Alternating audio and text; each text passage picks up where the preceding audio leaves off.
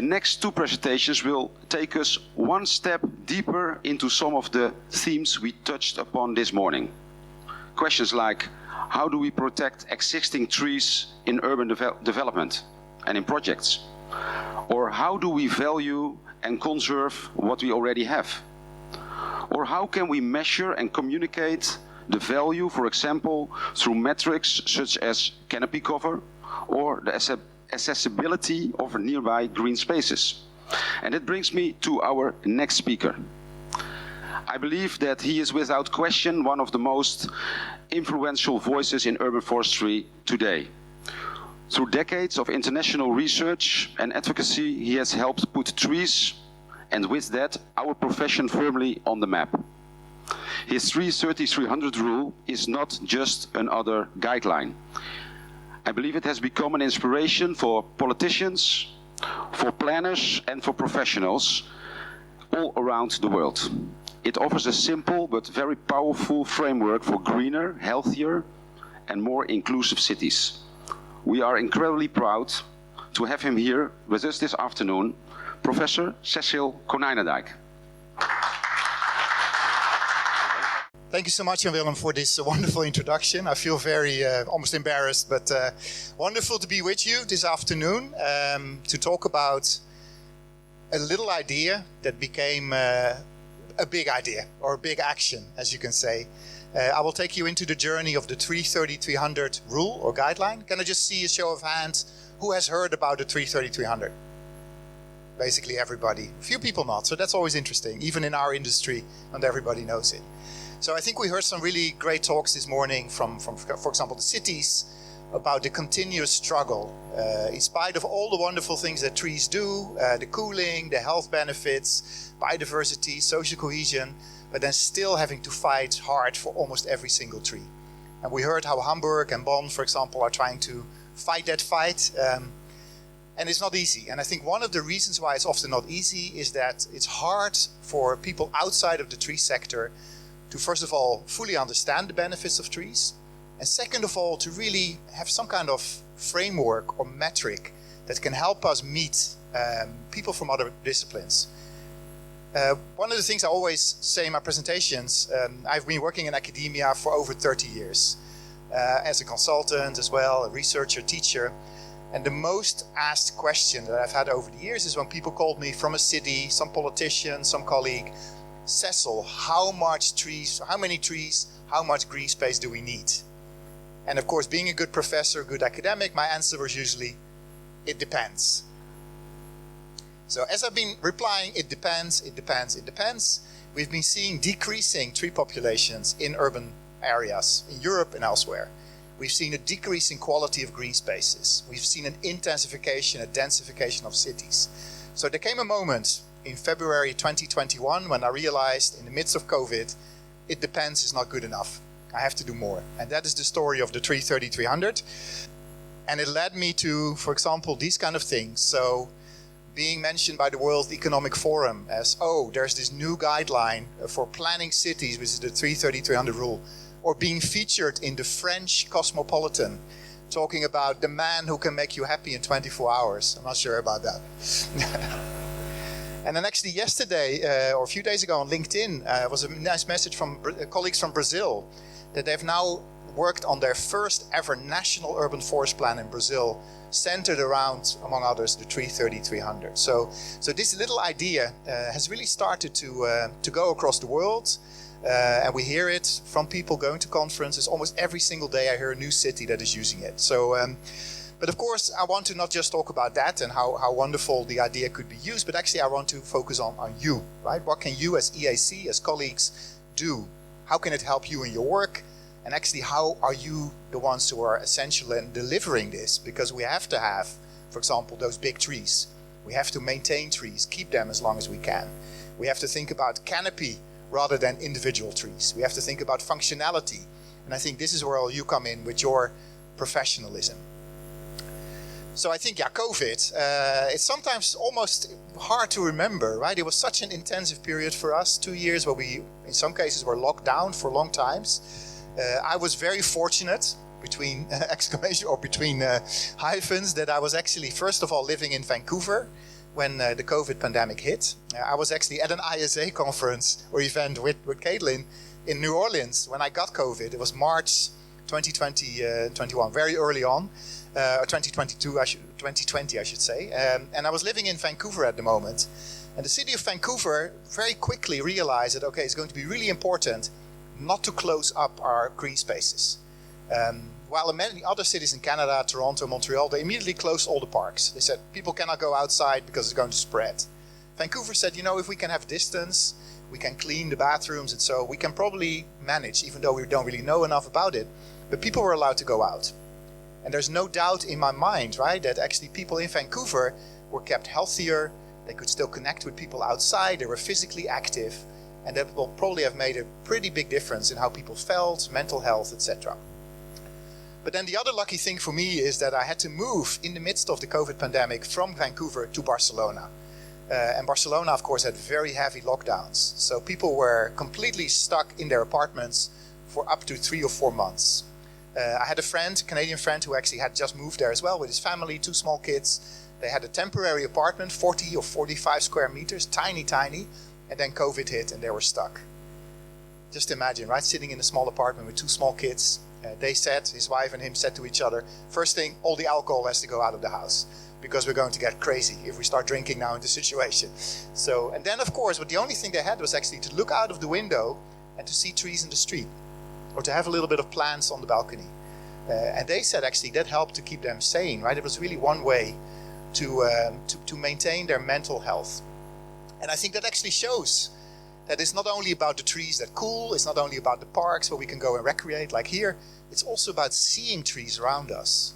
And there's actually more and more research that shows how important it is to be able to see trees where we live, where we work, where we go to school, or maybe where we are cared for in a hospital or elderly care home. So yeah, I was in Barcelona at that stage and realized there's something we need to do.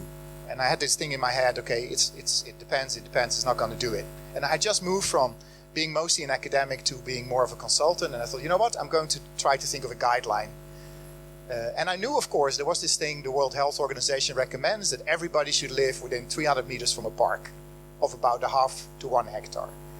And then I saw some research from Australia that showed every time you come to about 30% tree canopy cover, then you see benefits in terms of people's health, people are sleeping better, the birth weight of children that are born is higher, which is actually a good predictor later in life for health. So 300. And then I was looking at the trees in my street, some nice Celdis australis trees, I think it was in Barcelona, and I realized how important it was. And I thought, okay, 300. What if we add that we should be able to see at least a few trees around us? Let's say 3 trees, larger trees, because the larger trees give us more pleasure, more benefit. And then it started to be this kind of little rhythm, 3, 30, 300. And I posted it on LinkedIn, didn't really think about it. So, okay, I'm recommending a new guideline. We have enough research to actually say we need visible green, we need surrounding green, we need recreational green. I posted it, and the next morning, I think 7:30 in the morning or 8 in the morning, I got a call, and I usually didn't wake up so early in Barcelona. So I got called out of my bed, and it was a guy from IUCN, the World Conservation Union in Switzerland, Russell. And Russell said, you know, Cecil, we saw your post. Can we put it on our website? Because we really like the idea, and it's really a great way to promote the benefits of trees.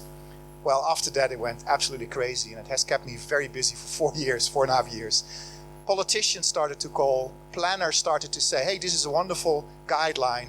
Some people said, this is obvious, this rule has been around for 40, 50 years, everybody should use it. It started really going and living its own life. And of course, there's some pros and some good things about it. There's also some negative things about it, because I have no control over it. I decided not to trademark it, I decided not to copyright it. I said, this is an idea that is a wiki approach, everybody can use it, and everybody is using it, and I'll tell a little bit about that in a bit too.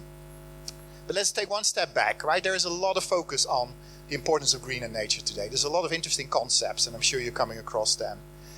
Nature-based solutions, biophilic cities, green infrastructure planning, arborphilia, although arborphilia also means, don't Google it because it means something else as well. So you don't want to know maybe. So there's a lot of focus, right, on the benefits of nature and kind of concepts, sexy concepts that do well with funders, with politicians. Nature-based solutions, right? Like, oh great, we can do all kinds of nice technical innovations. I always say there's actually one ultimate nature-based solution. That's a tree, right? It doesn't have to be so technical. But yeah, a lot of people jumped on the ship and said, oh, wow, there's actually a good business here. We can start doing rain gardens and green roofs and green walls, all kind of interesting things we can do. But as I said, actually, it's actually to go back to the basics, right? People like this wonderful writer, Stefano Mancuso, an Italian colleague, who writes about planned cities, phytopolis. And he says, you know, we humans, we should really rediscover the importance of plants around us. And we should bring plants and trees into our cities again. And he talks about creating street trees or tree streets. If you haven't read it, really nice read and a wonderful way of communicating the benefits of plants. And it really shows also that we as humans should be a bit more humble and actually realize that we're inhabiting our cities with other beings like plants and trees. And this, I really like this drawing. This is from an article that was published in Urban Forestry, Urban Greening a few years back. The idea that we humans, we felt better than trees. We come from the trees, of course, right? Evolutionary. We turned our back to them, looked at the savannah, walked in, and then very soon found out that we need them. We brought them back with us. And of course now we all have our tree stories.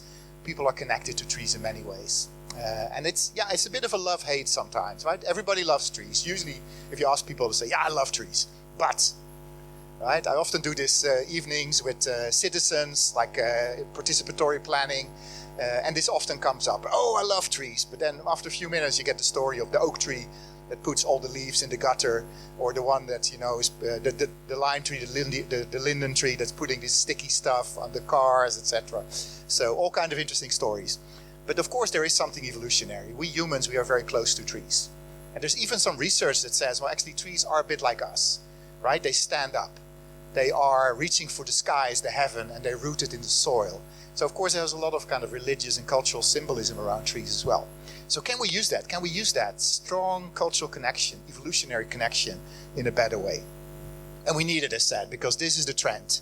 Studies in the Netherlands, in Canada, in Sweden, elsewhere show that we see a decrease in the amount of trees, canopy cover, the amount of green spaces in our cities. Because we're densifying, we're losing green, and trees are often still a little bit of an afterthought in the planning process. So what can we do? Well, we have to really think about some principles, right? Like, how can we plan green cities? Well, there's some really simple principles. Proximity. Everybody should live close to trees and green. And that also includes visibility, as I mentioned. It's connectivity, right? We have to have well-connected green structures where people can safely move, and actually also other beings can safely move to the city. We need a diversity of green experiences. We don't always all want the same kind of parks or green areas. We need a diversity of social green, recreational green. We need maybe some more natural areas, churchyards, as we heard earlier. And also a diversity of people, of course. Our cities are very diverse and people come with their own tree preferences and tree love stories and maybe also tree hate stories. And then equity, which means we have to really have trees and green as a human right. It should be a human right for all of us to have access to trees, to have tree connections. Even to the extent that I was once talking in Belgium and a lady came up to me, she was a lawyer, and she worked a lot with the International Court of Justice, and she said, Cecil, this idea, we should bring it to the International Court of Justice, because actually the right to nature is something that is really important, and we should really bring this all the way up to the highest legislative levels. Then we come a little bit to our expertise here, right? So the idea of just planting trees. We've seen them all, right? 1 million trees New York, 1 million trees LA, 100 and so many trees in this city, that city. The number of trees planted is a complete nonsense figure. It makes no sense whatsoever if you don't have the proper management, if these trees don't get old. And actually this study from the University of Leuven in Belgium showed that very clearly. They looked at people living in Brussels, comparing, for example, people living in neighborhoods with some large trees, big monumental trees, and people living in neighborhoods with a lot of small trees. And it turned out that people living close to big trees had much better health, mental health especially. And they could see that in the amount of medication for healthcare problems with mental issues that people spent. And they controlled for things like income and gender, etc. So really clear that we need those big trees also for health. And there's more and more research that shows there's a mental health benefit of having old trees, big trees close to us. So then you can really start thinking about this thing called metrics, right? And we heard a question earlier, which I thought was great, right? Okay, but what is the city using? What kind of metrics, for example, is Hamburg using to kind of put a point on the horizon in 50, 60, 100 years, where do we want to be with our urban tree population? What is the ideal state? What is the blue sky thinking option of our urban forest? Well, there you need, of course, metrics.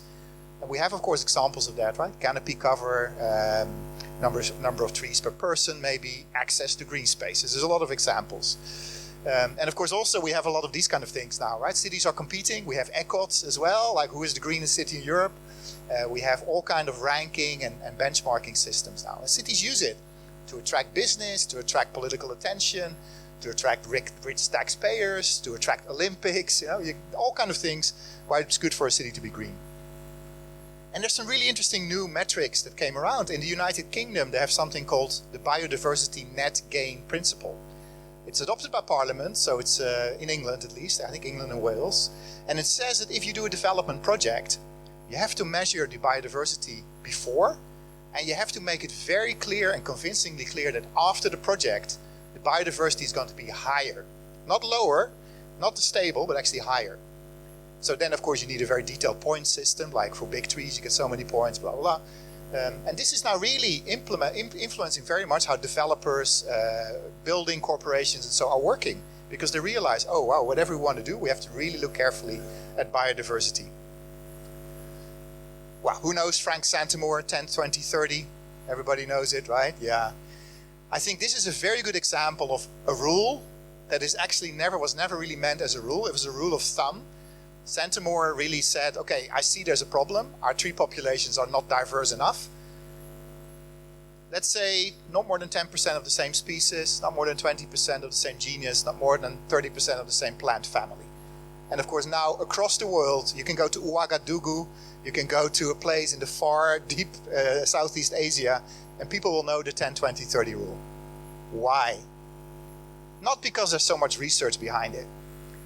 Not because it's really so well established, but because it's easy, simple to remember, and it actually communicates a very strong message. Who cannot remember 10, 20, 30, right? So you can already see the inspiration I got for the 3, 30, 300. I should also say there's some really interesting developments that actually are already spinning off from the 330, 300. In our country, the Netherlands, we have the Dutch Standard Institute for Tree Management, and they actually have developed a new tree norm. Not based on canopy cover, but based on tree crown volume, 3-dimensional. And they say, they actually calculated based on the 30% from the 330-300, we need about 2.2 cubic meters of crown volume per square meter to really get all the benefits we need in our neighborhoods. And this is now also being implemented across the Netherlands. The one good thing is, of course, that if you cannot get 30% canopy cover, you could still reach 2.2 cubic meters, right? If you have maybe less, but bigger trees. So it gives you a little bit more flexibility. And I think it's an interesting innovation. Okay, but let's focus on this one today, because this is really what I know most about. This is an illustration of it. So just to say again, we're talking not just talking about seeing 3 trees, it's about 3 big trees, mature trees. How do you define it? Well, yeah, it can be, for example, 25 square meters of canopy. How far should a tree be from your home to still count? Many calculations say, well, somewhere between 25 to up to 50 meters, so you can still see individual leaves on the tree. 30% canopy cover is pretty easy, right? But then we talk about the neighborhood level, not as a city average, because of course we know in many of our cities, 30%, yeah, we know that part of that will be in the rich neighborhoods, and then some of the poor neighborhoods or the inner city will not have even 15%. And finally, no more than 300 meters walk, right? So not as the crow flies, but an actual walk to a park or green space. So 330, 300 sounds pretty simple. This is how it looks. 3 large trees. Okay, maybe it's not so good to have Robinia, but this is in a little town in the Netherlands. The canopy cover, and then of course a green space. And it doesn't have to be very spectacular, but it should have some kind of quality. It should be well maintained, and it should allow for different types of activities. So yeah, this is, I think, so far pretty easy, right? And once again, these are the ideas behind it. So there's quite some research to back this up. I didn't just pick this from the air and say, okay, let's think 30 is great. Visible green is the least researched so far, but there's more and more studies coming that also show that. The 30 and the 300 are pretty well documented today. So there's a lot of research and more, and I'll show you some examples that say, well, actually, these 3 figures are not really completely out of the blue. They're actually a really good guideline for most cities, at least in our part of the world, right? It could be if you go to the desert or so, then 30% tree canopy is maybe not desirable. Oh, what happened? Oh, here we go. So this is one of the studies that some of you may have seen, which is really, I think, very strong. This is a study by the Barcelona Institute of Global Health. They looked at, I think, 93 cities in Europe, and they found if you reach 30% canopy cover, you can cool the city enough, about 1.3, 1.5 degrees, to reduce the number of people who die prematurely because of heat by about 1/3. So you say, okay, right, what does that mean, right? Well, in 2003, we had this tremendous heat wave in Europe. 70 to 100,000 people died prematurely, heat-related deaths. And if you follow the media today, actually, you'll see similar stories coming out, right? I saw the other day, 10 people had died in Europe because of heat, directly because of heat strokes and so. But actually, there are thousands of people dying prematurely. In Paris alone, they had thousands of people that died because of the heat that summer.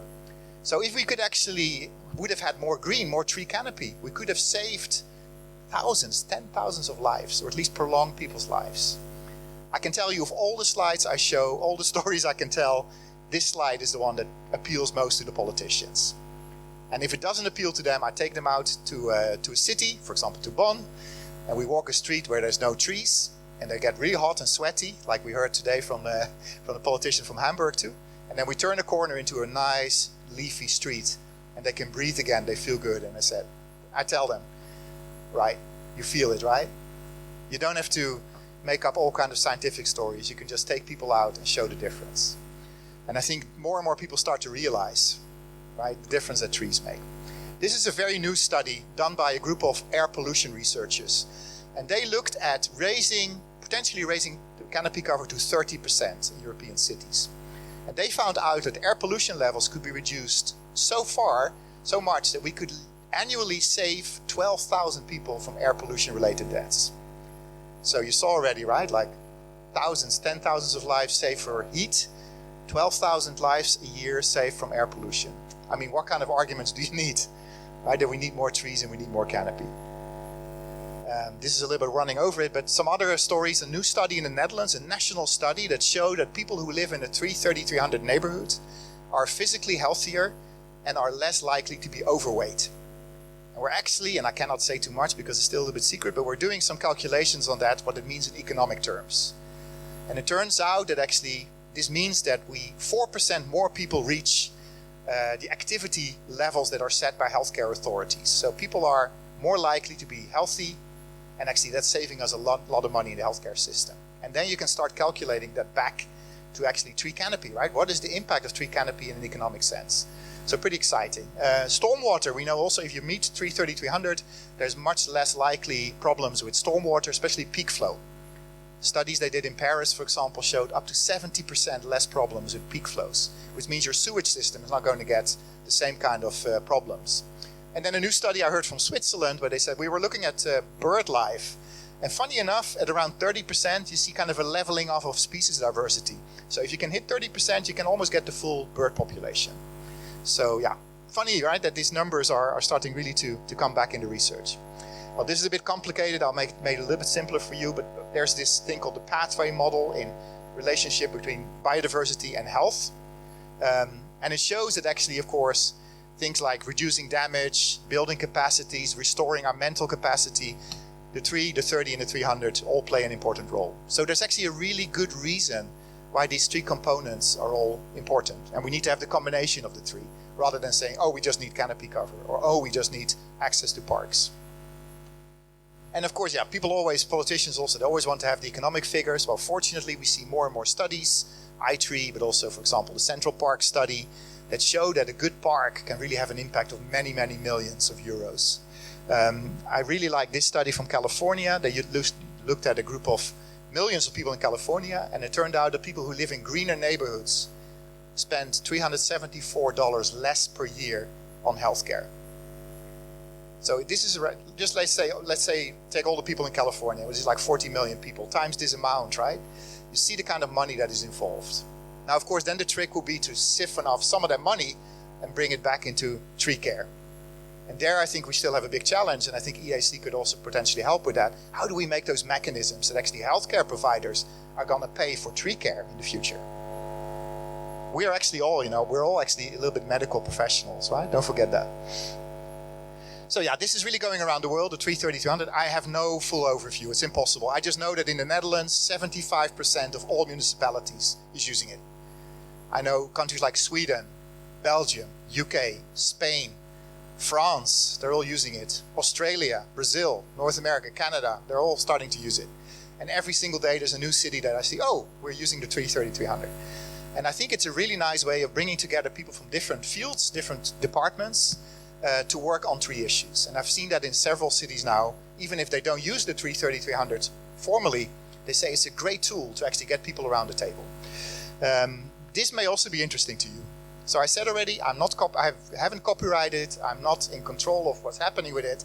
These are just some of the companies that I know that are offering some kind of 330-300 product. They're doing analyses, they're doing policy advice, they're doing mapping, and that's great, right? It's really creating a whole new industry around this kind of combining tree inventories with 330-300 mapping, with policy development, with management planning, which I think is great. Yeah, one example I think of a country that is really picking this up is Belgium. And the interesting thing is in Belgium it was really not driven by the green people. It was done by the medical people. You see the not so friendly looking gentleman there. Dirk Avons, he's a medical doctor in Belgium, pretty influential. And he and a few colleagues wrote the book Nature on the Doctor's Prescription. Natuur op Doctor's Recept. And on page 3 I think it says, well actually we write a lot about how nature can heal, but we should all implement 330-300 because then people don't get so much sick. So they really pushed in Belgium or in Flanders especially, for getting 330-300 as a policy. And now it's actually a national norm, a national guideline in Belgium for not only the green, but actually also for the medical field. One of the champion cities so far has been Malmö in Sweden. Some of you may know that. They really adopted 330-300, politically took it on, and I spoke with the deputy mayor, Stefania Hotti, who is really one of the key persons. She calls herself the mother of 330-300. I guess I'm the dad, but we're not together, by the way. But yeah, but she said that they negotiated for a new government in Malmö back in 2022, and she was from the Green Party, and she went into negotiations with the Social Democrats, and she told me that the 330-300 was a deal breaker for them. If the Social Democrats didn't agree to implement it, they would not go into the government. So that's pretty strong, right? That trees become a deal breaker for a political agreement. And they did actually get it in. They got it into the city comprehensive plan. So all the way in the master plan of the city. And then they also created a kind of a tree group in Malmö where all different departments would have somebody represented. And they started driving forward the 330-300. And they did some really cool things. For example, an analysis, 3 typical neighborhoods, inner city, urban, suburban. What is the current canopy cover? And what would be possible if we were to think more cleverly about getting bigger trees, using the space better, clustering cables and infrastructure, and they in every type could double the canopy cover, just on public land. So the idea, and I've also heard it a little bit today, right? Well, this is impossible. Don't tell me that. Everything is possible. It's a matter of priorities. Do we want to keep planning our cities for cars, for example? Or are we slowly taking private cars out of our cities? And I know it's a very hard topic, but my home city of Utrecht takes every year 0.05% of the parking areas out. And they create public spaces. They're now building a new neighborhood where people are not allowed to have private parking. And there's a lot of demand for housing in that area. There's good public transport, there's car shares, there's biking, right? So if we develop our cities in a different way, a lot is possible. Just think back at your own cities 50 years ago. How did they look? Very different from today. How do you think our cities will look 50 years from now? Very differently. And I think if we don't now go in and make a very clear, strong vision for green, healthy cities, then we're going to lose the fight again. So that's why this is really a crucial moment.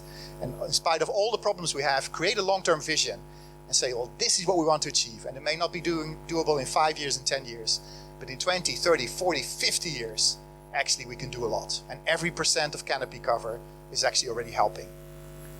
So the city of Nice in France, a pretty nice city, right?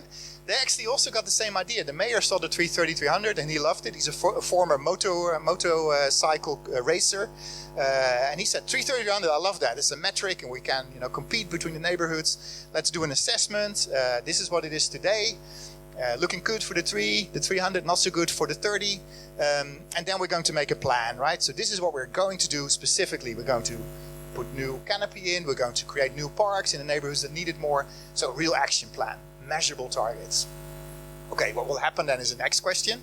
But it's really nice to see, right, that actually trees are coming all the way on top of the political agenda. And cities, of course, are always a little bit interested in comparing themselves. How are we doing, the 330-100, right? How are we scoring? How's Hamburg doing? How's Bonn doing? How's Berlin doing? Amsterdam, Rotterdam, etc. So they did this study, a group of researchers, for 8 of the world's big cities.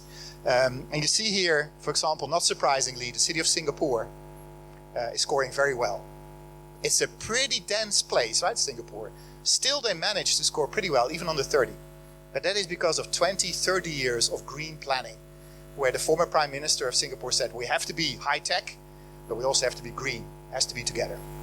While you see, for example, cities like Sydney, Melbourne, Buenos Aires are performing much less. Unfortunately, my own capital city of Amsterdam is the worst one in this scoring here. So you see 0% of the houses in Amsterdam meets the 30%. They do pretty well for the other components. Similar in New York, you see, for example, 92% of people in New York can see at least 3 large trees. But then, not many people in New York have 30%, right? But what is the target that New York has set for canopy cover in the next decades? 30%. What has Vancouver said? 30%. Bristol, 30%. Perth, Australia, 30%. Zurich, 28%. Right? So they're all kind of going for that about 1/3, 30% tree canopy cover. Some cities, Sydney, 40%. Brisbane, Australia, 50%.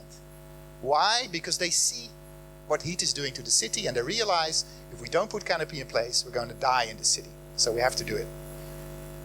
This is a place where people are already dying from heat. This is Tokyo in Japan. Just look at the scores here. This is one of the reddest maps you will ever see for the 330-300.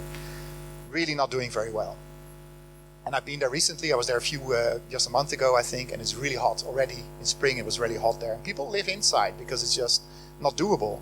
And one of the problems is I realized, first of all, that canopy cover is decreasing. From 9%, it has gone down to 7% just in the last 11 years. So as we see the city getting more problems with heat and health, and of elder population, of course, people in Japan are getting older and older. So then the other end is that we're losing trees. That doesn't fit, right? That doesn't go together. And then I spoke with my Japanese colleagues and they explained, well, people don't want big trees. They're afraid of them. They don't want them in their streets. They're messy. So here you see one of the streets where they actually managed. And then you see the other street. And I asked, what's the difference? So I don't know, maybe infrastructure or really there's no difference, right? So why don't we go to that way, to the right and not to the left? All right, I think time is running. So just a few, moving towards the end here, last minutes. Why 330-300 is so effective? I think it's a simple guideline, right? It sticks. It's easy to remember. I can go to my former grandmas. He passed away, unfortunately, or my little cousins, and I can talk about it. I can talk in schools. I had once a talk in Sweden in a little theater. It was a group of citizens coming, and then the guy working behind the scenes on the techniques, he came to me and said, I knew about the 330-300 because my daughter in school had a project about it. And she came home one day and they had made this little scale model. And they said, look, Dad, we need to do this 330-300 thing. So when the message comes to the kids, right, it comes to the parents. So I think that was really encouraging. It's good evidence base. It does put trees and especially large trees in focus, right, which is really important for us, for our profession. And then some of you may know this song, right? There is something about the number 3. And that was a lucky strike. I didn't know that. I always say, okay, because I'm Dutch, I have a problem with the TH sound in English. So 3 and 3 sounds the same, which is not a lucky strike. But number 3 in culture and religion is something special. So maybe there's a lucky strike there. You can, of course, use it in new neighborhoods. You can plan. You can do existing neighborhoods. You can think about context and scalability. You can work with definitely a long-term perspective. And again, big trees, good sites, growing sites for trees. Sometimes I joke that actually protecting good growing sites is more important than protecting trees. Because on the long term, you will actually always have a tree in there. So yeah, there's a lot to be done there. And then finally, yeah, you can definitely apply it in different ways. I'll give you a few examples quickly, and then we have some minutes for questions. But really bring in the management perspective, right? What is the life expectancy of that tree? I work a lot with cities across the world now, and actually one of the things I try to tell them, hey, you know, what is your average age of a tree? I think in Hamburg, 48 years, which is very old. And I said, mostly they say, yeah, it's like 35 or so. I say, do you know that a tree after 35 years is not carbon neutral? I say, oh, wow, that's a problem because we sell them as climate mitigation tools. I said, well, you cannot, right? Unless a tree gets into the 60, 70 years old. So I said, put a target that from now on, the average lifespan of a tree in our city is going to be 5 years, 10 years longer. Wow, that's an ambition. Eh? It sounds like little, but it is a lot. So this is how it can look, right? New neighborhoods like in the Netherlands. This is Friedenau in Berlin, where people are used to living with these big trees in their city. It's one of the densest areas in Berlin, but it's also one of the greenest. So people actually come very close to the 330-300. And of course, we can retrofit, right? We can take cars out, close roads like Barcelona is doing, put trees in. People are already sleeping better. People are spending more money in local shops. Children are playing outside. It's a no-brainer, right? It's so easy, but you have to do it. You have to have the guts to do it. Groningen, putting trees in the historical city center. That's why I asked the question earlier, right? Paris. I spoke with the deputy mayor of Paris, and he said there's so much resistance from the cultural historical sector saying, well, there were no trees. We should not put trees in our historical squares. And then sometimes they find old pictures, actually, there were trees there. Or they realize, well, if we don't put trees there, nobody's going to come because it's going to be too hot in summer. So one after the other, right? Vertical forest, removing highways from our cities and putting trees back like in Seoul. There's a lot happening. People have courage. Slowly, it's changing.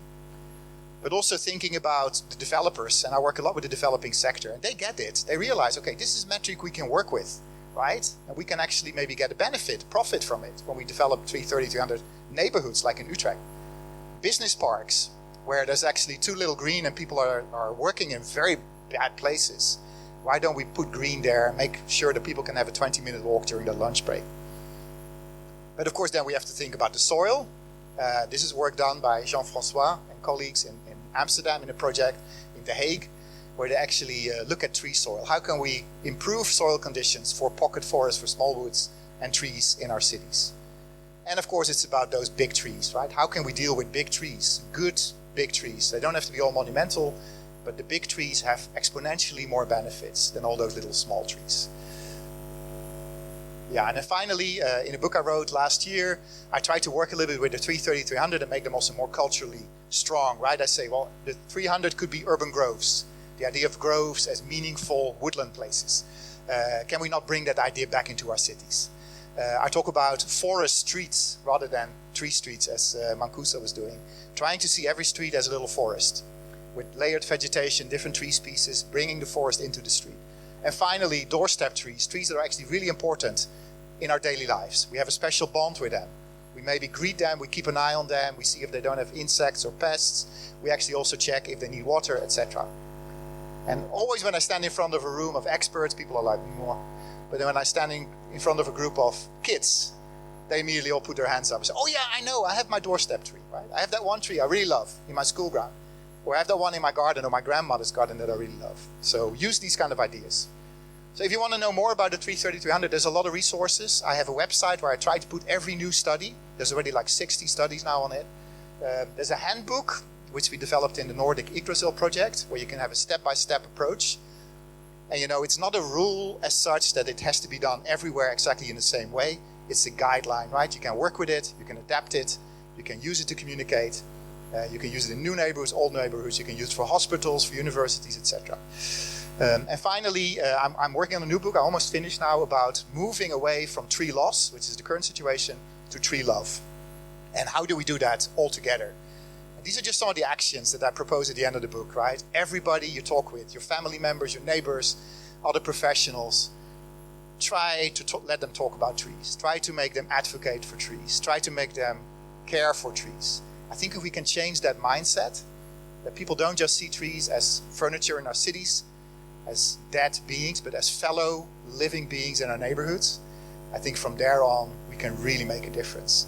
So with that, I would like to thank you very much for your attention. And there's time, I think, for a few questions. Thank you.